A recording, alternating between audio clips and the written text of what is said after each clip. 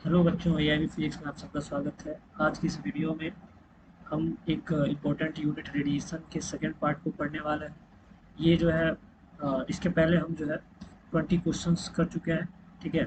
अब कल क्वेश्चन इस वीडियो में हम पढ़ने वाले हैं जो कि एग्ज़ाम के पॉइंट ऑफ व्यू से बहुत ही इंपॉर्टेंट है और सीयूटी के एग्ज़ाम में भी ये काफ़ी हेल्प देगा।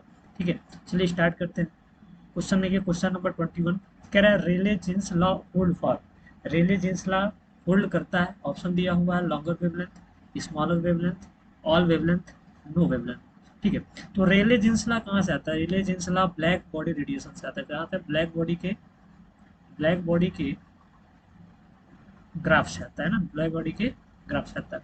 जो ब्लैक बॉडी का ग्राफ था हमारा ये था ए लेमडा और लेमडा। ठीक है, इसमें क्या था कि टेम्परेचर, जैसे किसी ब्लैक बॉडी को क्या करते हो, ब्लैक बॉडी क्या होता है, ब्लैक बॉडी हर तरह के रेडिएशन को एब्जॉर्ब कर लेता है। पर अगर ब्लैक बॉडी को अगर हीट किया जाए डिफरेंट डिफरेंट टेम्परेचर पे डिफरेंट डिफरेंट वेवलेंथ को क्या करता है, इमिट करता है। जैसे मान लो T1 टेम्परेचर पे हमने हीट किया तो कुछ ग्राफ मान लो कि ऐसे ऐसे कुछ ग्राफ आपको दिखाई देगा ऐसे। ठीक है, तो यहाँ से देखिए ये वेवलेंथ क्या है, ये मैक्सिमम वेवलेंथ है और ये क्या है, मिनिमम वेवलेंथ है। ठीक है, तो जो हायर वेवलेंथ, यहाँ से जो वेवलेंथ अधिक वाला है, जो हायर वेवलेंथ है, इसको कौन एक्सप्लेन करता है? ध्यान सुनिएगा, इसको एक्सप्लेन करते हैं रिले जीन्स लॉ। इसको कौन एक्सप्लेन करता है? Rayleigh Jeans law. और इसकी जो लोअर वेवलेंथ है उसको एक्सप्लेन कौन करता है? Wins radiation law. ठीक है, तो पहला जो आपका 21 नंबर का क्वेश्चन है वो कह रहा है Rayleigh Jeans law hold for. तो पहला ऑप्शन देखिए, क्वेश्चन नंबर 21 का पहला ऑप्शन लॉन्गर वेवलेंथ के लिए रिले जीन्स लॉ होल्ड करता है। क्वेश्चन नंबर 22 कह रहा है Wien's radiation law holds for. Wien's radiation जो लॉ है वो किस किस पे होल्ड करता है? तो ऑप्शन दिए दिया हुआ है longer wavelength, smaller wavelength, all wavelength, no wavelength. अभी हमने बताया कि विंस लॉ जो है स्मॉलर वेवलेंथ के लिए अप्लीकेबल होता है। तो क्वेश्चन नंबर 22 के लिए ऑप्शन नंबर बी क्या होगा? करेक्ट होगा। क्वेश्चन नंबर 23 कह रहा है कि planks law of radiation holds for. जो प्लैंक्स लॉ है वो किस वेवलेंथ के लिए होल्ड करता है?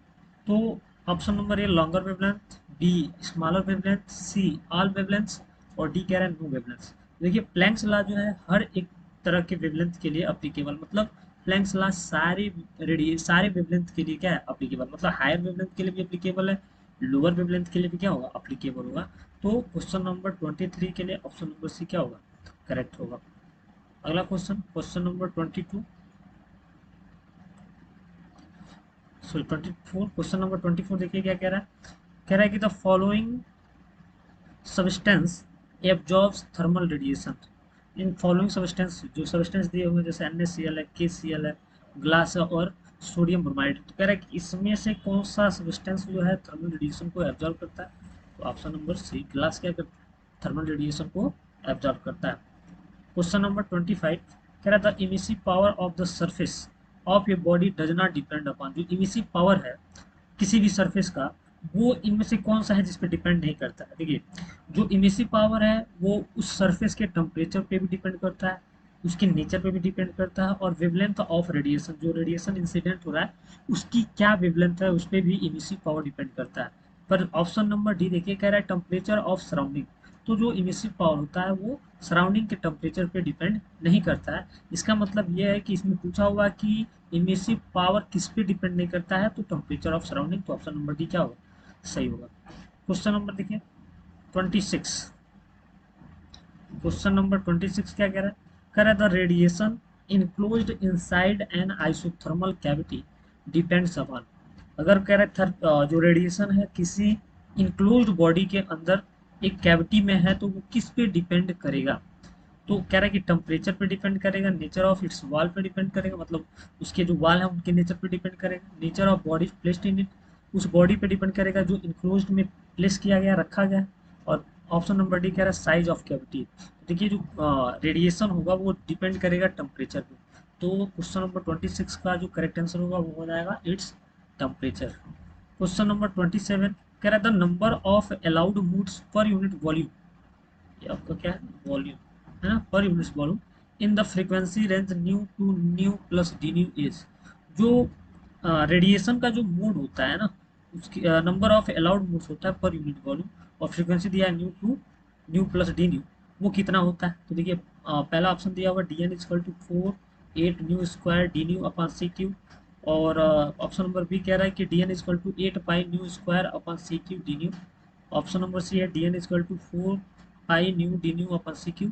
ऑप्शन नंबर डी है 4 pi C square nu square D nu. देखिए ऑप्शन नंबर बी जो है करेक्ट होगा, d N is equal to 8 pi nu square D nu upon C cube. ठीक है, नेक्स्ट क्वेश्चन चलते हैं। देखिए क्वेश्चन नंबर 28। क्वेश्चन नंबर 28 क्या कह रहा है कि in the Wien's theory of radiation the energy density of radiation u nu inside the cavity is related to the wavelength lambda. जो विन्स थियरी है रेडिएशन का, उससे energy density u nu u lambda, क्या ये you lambda है ना, cavity के अंदर लेमडा से कैसे रिलेटेड है। तो यू लेमडा और लेमडा के बीच रिलेशन क्या है। देखिए पहला ऑप्शन दिया हुआ है you lambda lambda equal to constant है, यू लेमडा लेमडा 5 ये भी सही नहीं होगा, u lambda lambda to the power -5 ये भी सही नहीं। ऑप्शन नंबर सी जो है इसका करेक्ट आंसर होगा, u lambda lambda to the power 4 is constant. Question number 29 कह रहा है Wien's law is given by. Wien's law इसमें से कौन है भाई, u lambda D lambda A T to power 5 function of lambda T D lambda. ठीक है, तो पहले ही दिख गया कि ऑप्शन नंबर ए क्या होगा, सही होगा, बाकी सब जो है गलत है। क्वेश्चन नंबर 30 देखिए, कह रहा है the Rayleigh Jeans law, Rayleigh Jeans formula is expressed as. Rayleigh Jeans formula को कैसे एक्सप्रेस किया जाता है, तो ये विन्स जो रेले जीन्स फॉर्मूला है ये प्लैंक्स फॉर्मूला से निकला हुआ है। प्लैंक्स फॉर्मूला में क्या है कि फॉर हायर वेवलेंथ के लिए जब हम कैलकुलेट करते हैं तो इसी में से एक फॉर्मूला बन के आता है, और वो कौन सा फॉर्मूला है ये देखना है। तो ऑप्शन नंबर ये दिया है कि U lambda D lambda is equal to 8 pi k upon T to the power 5 lambda T D lambda. Option number B दिया हुआ है you lambda D lambda is equal to 8 pi k T upon lambda to the power 5 D lambda. C दिया हुआ है you lambda D lambda 8 pi k upon lambda to the power 4 D lambda, और option number D दिया हुआ है you lambda D lambda 8 pi k T upon lambda पे power 4 D lambda. तो देखिए ये जो है क्वेश्चन नंबर 30 का जो ऑप्शन नंबर डी है ये करेक्ट होगा। ठीक है, अगला क्वेश्चन 31 कह रहा है कि the average energy of a Planck's oscillator is given by. जो एवरेज एनर्जी होती है प्लैंक्स ऑसिलेटर का, मतलब प्लैंक ऑसिलेटर का मतलब क्या है कि अगर ब्लैक बॉडी जब रेडिएशन इमिट करती है तो उसके जो इनर एटम होते हैं, इनर सरफेस के एटम जो होते हैं वो ऑसिलेटर के जैसे बिहेव करते हैं। तो बहुत सारे एटम्स होंगे है ना, ब्लैक बॉडी के अंदर बहुत सारे एटम होंगे, तो उन्हीं का नाम दिया गया ऑसिलेटर। तो जितने भी एटम्स हैं या ऑसिलेटर है उनका एवरेज एनर्जी कितना होगा। तो पहला दिया हुआ है E bar is equal to H nu, E bar is equal to H nu upon k T, E bar is equal to H nu upon E to the power H nu upon k T -1, और D option दिया हुआ है E bar is equal to H nu upon E पे power H nu upon k T +1। तो option number C correct answer होगा। ठीक है, H nu upon E पे power H nu upon k T -1। Question number 32 कह रहा है कि the value of Wien's constant is. Wien's constant की वैल्यू कितनी होती है, तो विंस कांस्टेंट की वैल्यू होती है, देखिए यहाँ पे option number A 0.287 into 10⁻² metre kelvin. ठीक है, तो क्वेश्चन नंबर 32 का जो है ऑप्शन होगा वो ऑप्शन नंबर ए होगा। तो आज की इस वीडियो में बस इतना ही, फिर मिलते हैं नए वीडियो के साथ। Thank you.